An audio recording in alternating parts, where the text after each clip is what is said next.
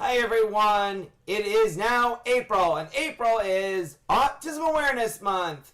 And here on YouTube, you'll be seeing me post several things about raising awareness about autism, how I see the world being autistic. Well, that's what I do every day. But you'll be seeing other people's vlogs on my Facebook, Instagram, and Twitter accounts.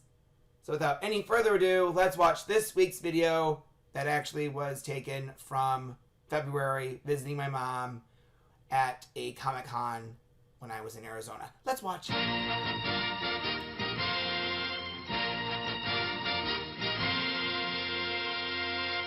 Everyone, hope you're doing well. This time around, I'm with Mat Nastos, who is the writer of Phineas and Ferb. And my first question is, what made you get involved in this business with cartooning, animation, and all that? Well, I was actually writing really awful horror movies for the Sci-Fi Channel. And the guys, as they were pitching Phineas and Ferb, they needed a writer. And they were up late and they were drinking. And they thought my movie was really funny and decided to invite me onto the show to write.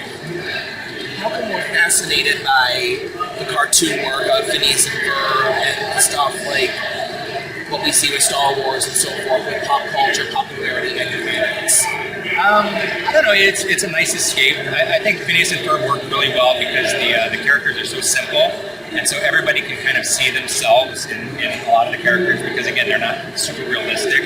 So you've got that identification factor. What inspired you to do such things? Like, I don't know. That's a tough question.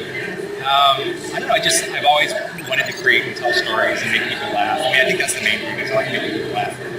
So, what advice would you give to someone who's trying to get into this field or into television or the internet or in the popularity of the media? The main thing I would say, just start creating your own stuff. The way the internet is now, it's easy for anybody to create their own show and get it seen by millions and millions of people. So I say just create and get it out there for as many people as possible. Would you like to be judged as a person for doing this, or how would you like to be judged? I don't like being judged. That's my point. Yeah. Yes. You don't want to be judged just for doing this. Sure. That's my point. And my other point is about raising autism awareness and hearing people's understanding of how they have come to learn about it. So with that being said, how have you come to know what autism is? Well, we had one of my cousins had autism, so growing up it was something that was just in my family. And for us it was just never really a big deal. It was, especially growing up in the 70s, it wasn't quite as well understood as it is now, which I think is good and bad, because now you've got labels that people automatically kind of stick to, where back then it may not have been understood, but we weren't prejudged. So I think it was good and bad. And how would you explain autism to someone? How would I explain autism to someone? I don't know. Like if my son was asked me, that's a tough question. I don't know that I could. Because it's one of those things where are you trying to go super technical or that's a tough question. I'm not sure. That's okay. And then last but not least, how would you like to be remembered? How would I like to be remembered? I don't know, I'd like to be remembered as funny, I guess. And why's that?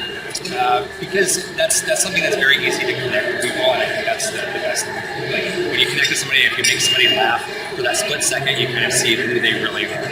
So, how, just by looking at me, could you tell that I had autism? No.